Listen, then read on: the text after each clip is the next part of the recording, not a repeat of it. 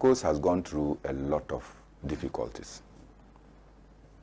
And don't forget that Ivory Coast was being positioned by the colonialists as a counter to Ghana's effort at liberation.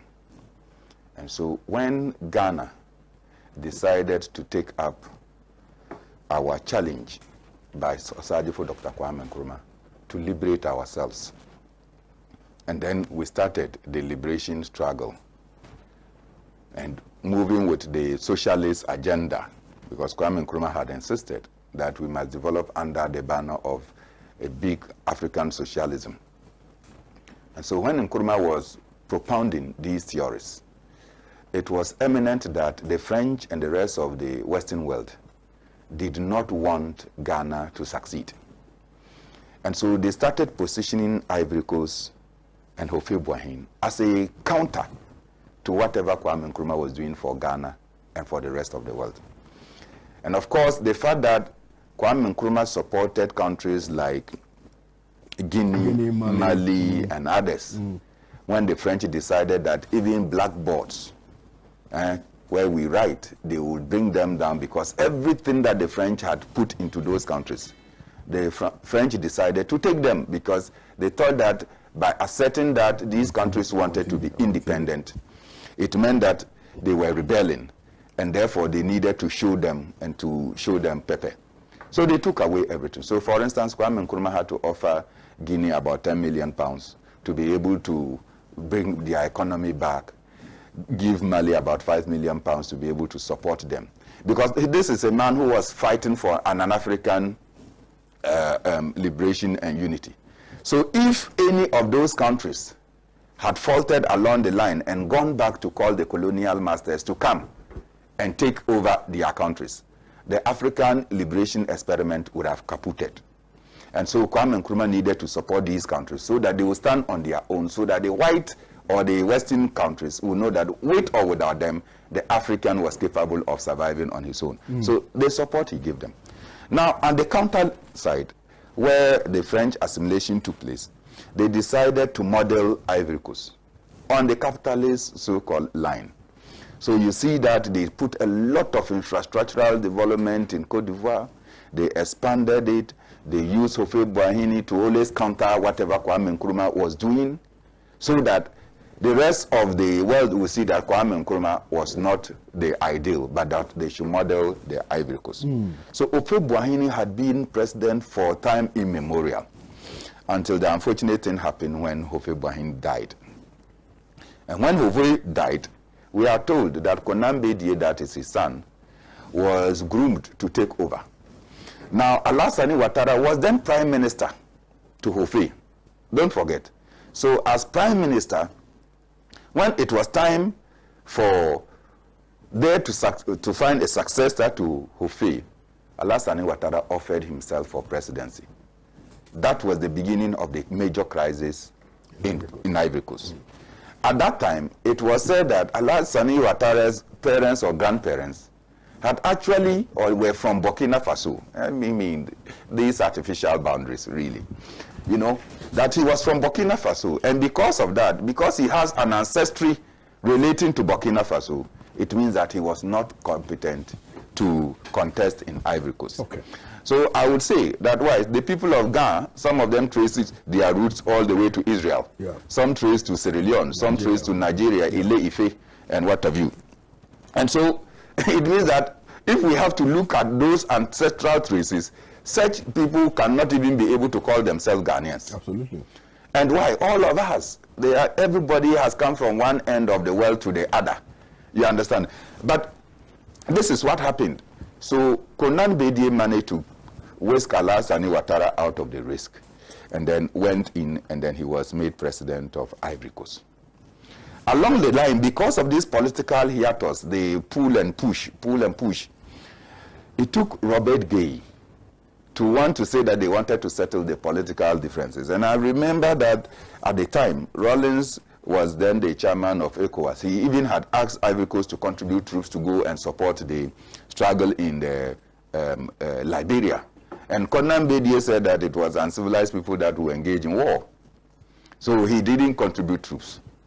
So all of a sudden, when General Gay came and toppled Konan Bedie's government because of the tango between Ivorian Ouattara's supporters and Konan Bedie's supporters, you saw people like Rawlings, when they called Rawlings to send troops, Rawlings said no. Why should we send troops? Because it is only uncivilized people that engage in fight. And that was Konan Bedie. So let me put that aside, the rift between Rawlings and then Konan Bedie. Robert Gay took over. And then there was massive pressure from ECOWAS and from the rest of the continent that we will not allow militarism any longer. So General Gay must step down or organize elections. So you saw him mobilizing chiefs and people coming to shower praises on him and saying that they have declared their support for him. In the midst of this, they were to conduct elections. And what did he do? He said that the two power strugglers, that is Konan Bedie and then Ouattara, were disqualified from participating in the elections. And they were the major blocks in Ivorian politics. So Konan Bedie was not to participate in that election. Alassane Ouattara was not to participate in that election. They were disqualified. That is how come Laurent Gbagbo, who had always gotten about less than 2% of the Ivorian votes contesting Houphouët Boigny, came onto the scene and was contesting General Gay. Of course, they didn't factor him as a threat. Along the period when the elections were getting closer, Alassane Ouattara urged all his supporters to go and vote for Laurent Gbagbo. Konan Bedie urged all his supporters to go and vote for Laurent Gbagbo. At the end, they voted, and Laurent Gbagbo won over 60% of the votes, with General Gay winning less. But don't forget that the Ivorian laws require that, in spite of the fact that you might have gotten majority votes, the Constitutional Court, which is their Supreme Court, will have to validate the results. Absolutely. And so Robert Gay was trying to gerrymander and to influence the Constitutional Court to declare him as winner, even against the popular will of the people. But they didn't. And then so they upheld the victory of Laurent Gbagbo. And that is how Laurent Gbagbo became president. Of course, you know that... is it the one that took the intervention of Rawlings, Kufuor, and then the judges had to even come together? No. That one had to do with President Mills. Not even Kufuor. Mills, okay. Yeah. So, as soon as this thing took place, all of a sudden, Laurent Gbagbo became president. General Gay was killed under some mysterious circumstances in Abidjan, and we don't need to go into the circumstances under which he was killed, because we were told he was drinking tea, and so all of a sudden, no, they went and shot him, and they said that he was organizing a coup. Somebody who was sitting in his house drinking his tea. And anyway, so you note that the struggles and problems of Ivory Coast has one person, Alassane Ouattara. Along the line, Alassane Ouattara kept pushing. It even pushed people like Guillaume Soro to go and form the Northern Rebel groups. And all of them supporting Alassane Ouattara to become president. There was pressure on Laurent Gbagbo to organize elections.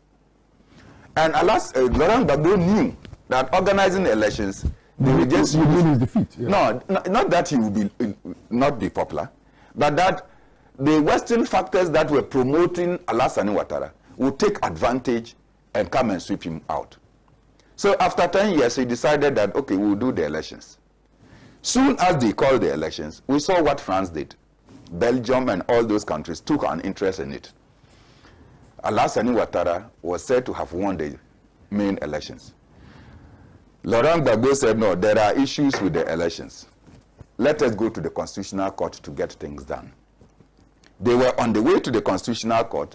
France said, no, the Electoral Commission had to go and organize to go and declare Alassane Ouattara in a hotel that he had won the elections. And soon after that declaration, they flew the Electoral Commission out of the country. And the judges were not sure of what was going to happen. They went into the presidency and fished out Laurent Gbagbo, took him out, by which time all the judges had fled. So the judges were in Ghana here. Now, Laurent Gbagbo had been captured, was being prepared to face the International Criminal Court. Alassane Ouattara was president-elect. There is no constitutional court to come and swear him in because all the judges had fled, including the Chief Justice. They were all in Ghana. President Atta Mills was president. And so, therefore, there had to be some negotiation. So President Mills called all the Ivorian judges that were in Ghana, had a discussion with them, and they said, well, we are not interested in even going back to our jobs in Ivory Coast. But there must be some judges to swear in the president. So in negotiation, backroom doors, that had to take place even in Aya Center in the Western region. Eventually, Alassane Ouattara agreed that the judges will come. And indeed, President Mills had to fly with the judges from Ghana. So they were given full protection.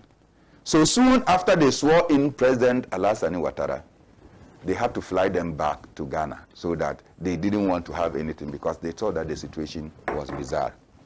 It took tact, it took diplomacy, it took maturity on the part of President Mills to be able to negotiate for the judges to go and confer legitimacy on Alassane Ouattara as president.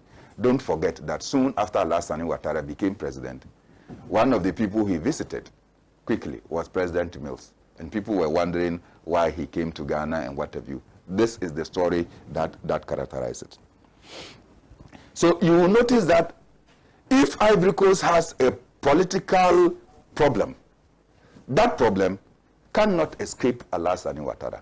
In fact, Alassane Ouattara is the subject of the problem. Is the problem. So along the line, everybody thought that, look, this man has struggled, people have lost their lives, businesses have collapsed, and what have you. For him to succeed to become president, he would be a Democrat. Particularly when we are told that he worked with the international institutions, IMF and World Bank, and therefore he is such a Democrat. He came, they instituted term limits, 2-term limit. ECOWAS acquiesced to the 2-term limits. Alassane Ouattara exceeded his 2 terms. When he was getting to the end of his term limit, he anointed Koulibaly to be his successor. Koulibaly started campaigning. Under some strange circumstances. Then all of a sudden, Koulibaly had to die. As soon as Koulibaly died, Alassane Ouattara jumped into the fray and said that he's coming back to contest. Kwame, I'm not impugning anything. But if ABA anoints me to be his successor, he anoints me to be his successor, I am on the field campaigning, then all of a sudden, under some mystery, I die. Then ABA jumps back to say that he is coming to contest. What will you think? What do you think? It means that he has a hand, remotely, overtly or covertly, latently or manifestly, on my life. So this is what happened in Cote d'Ivoire. So the 20th October elections, the opposition said they will not participate. They did not recognize the re-election of Alassane Ouattara. And this thing has been back and forth, back and forth, back and forth. Today, they combine, in fact, when the ICC even cleared Laurent Gbagbo, that there was no criminal charges against him. He committed no offense. In fact, he was the subject of attack because he was sitting president. You went and smoked him out. You went and attacked him. He was there. And they said he is free to go. He is free to go. They will not allow him back into his country. They have exported him. He has become a commodity exported to Belgium. He's in Brussels. He can't come to Ivory Coast to meet with his family and to even in his own home because they want Alassane Ouattara to continue to be president. They denied him the chance to participate in the last elections. They denied Guillaume Soro the chance to participate in the last elections. And therefore, the opposition was smoked out of the elections. And then they didn't participate. Alassane Ouattara claimed that he had won that election.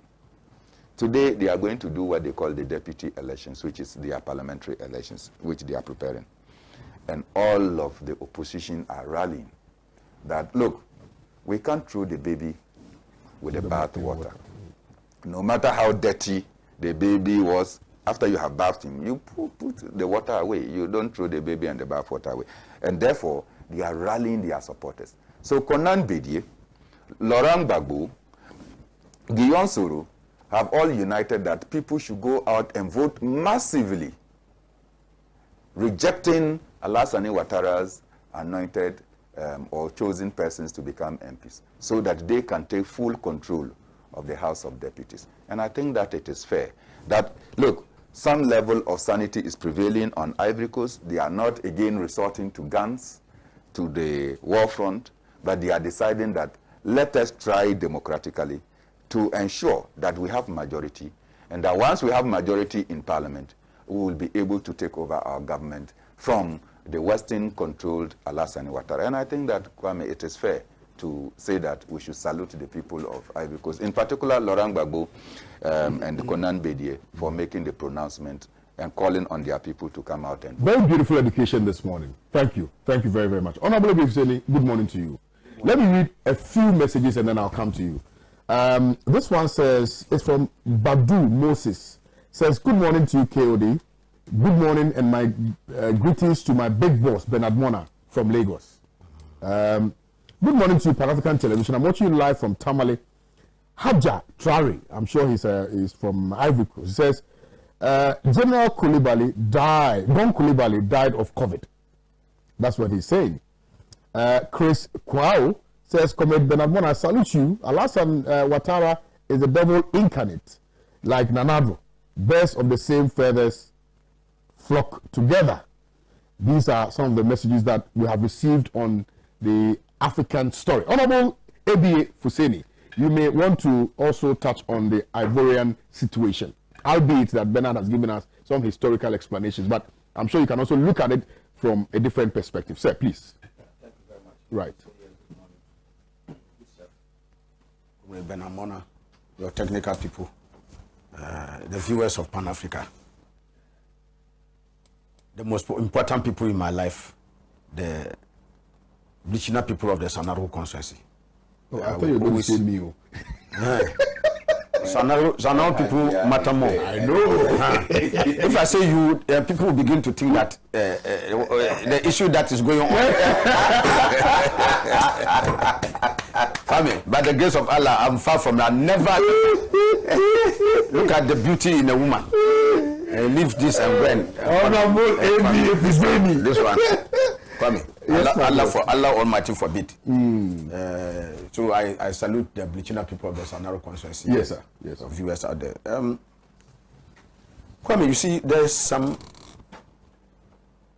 development that lends credence to some truism that virtually all despots and dictators, those who are unwilling to let power go, once they've grabbed it, once pretended to be consummate democrats.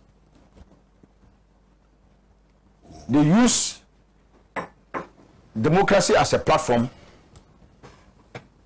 to ride on the backs of the people to power. And no sooner are they there than you see their illiberal tendencies coming out.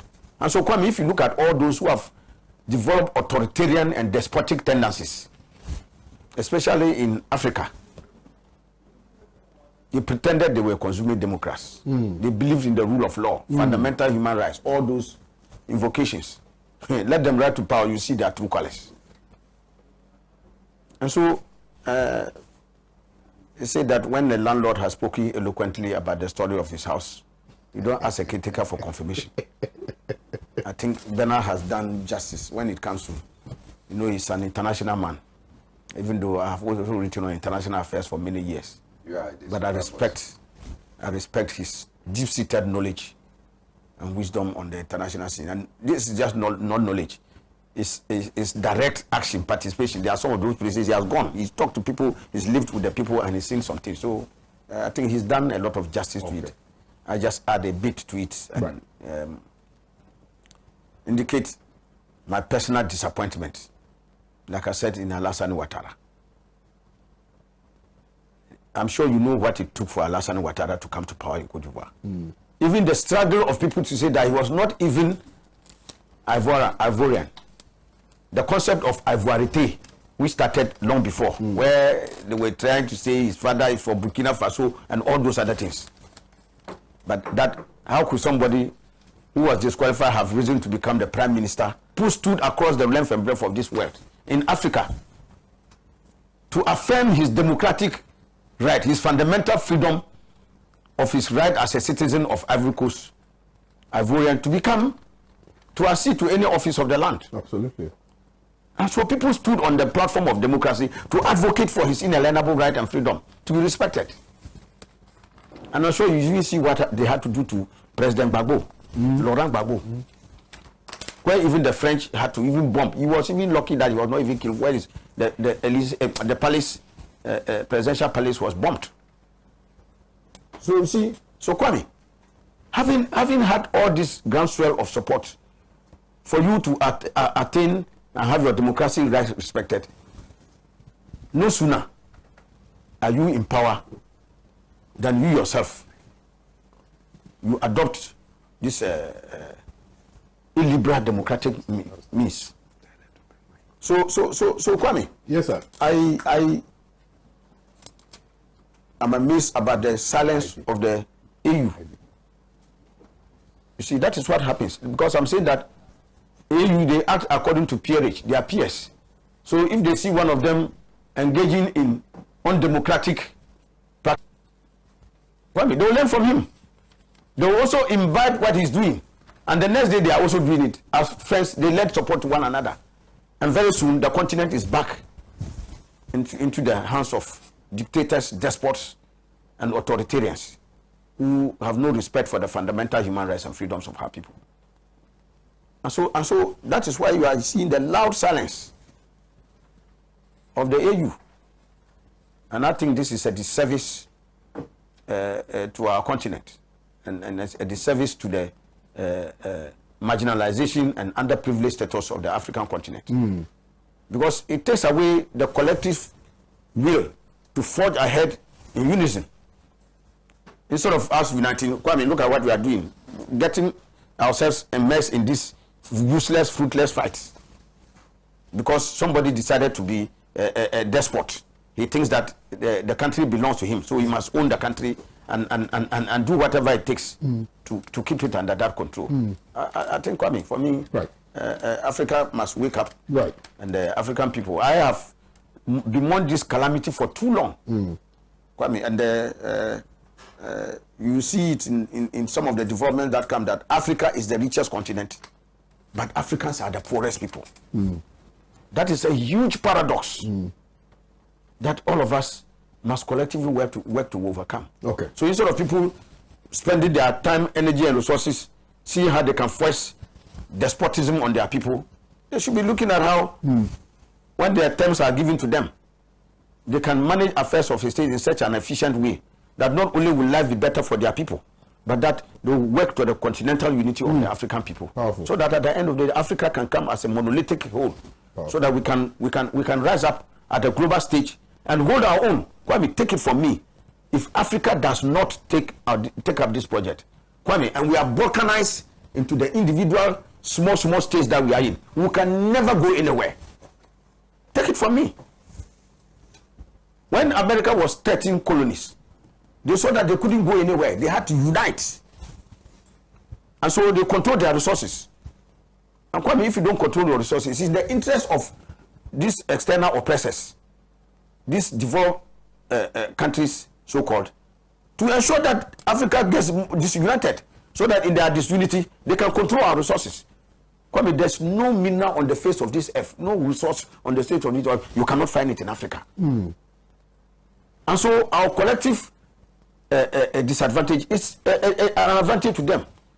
But if they see the African Unity Project going on, that is why the likes of Kwame Nkrumah, Patrice Lumumba, Amilcar Cabral, all the African revolutionaries who wanted to work for the unity of the African people were eliminated.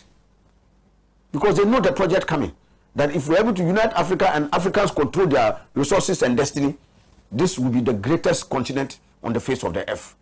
Allah Almighty gave Africans everything except, Kwame, our ability to take control of our destiny and our lives. And that one, like I said, for now, is for us to struggle for. When we struggle, Allah Almighty will bless us. With that one, God, Allah Almighty doesn't confer anything on any people until those people stand up and do something about their condition. So not until we ourselves get up and do something about our condition. Kwame, it will not. And so the likes of dictators and others, despots who are willing to leave power are a great disservice to our country. Beautiful.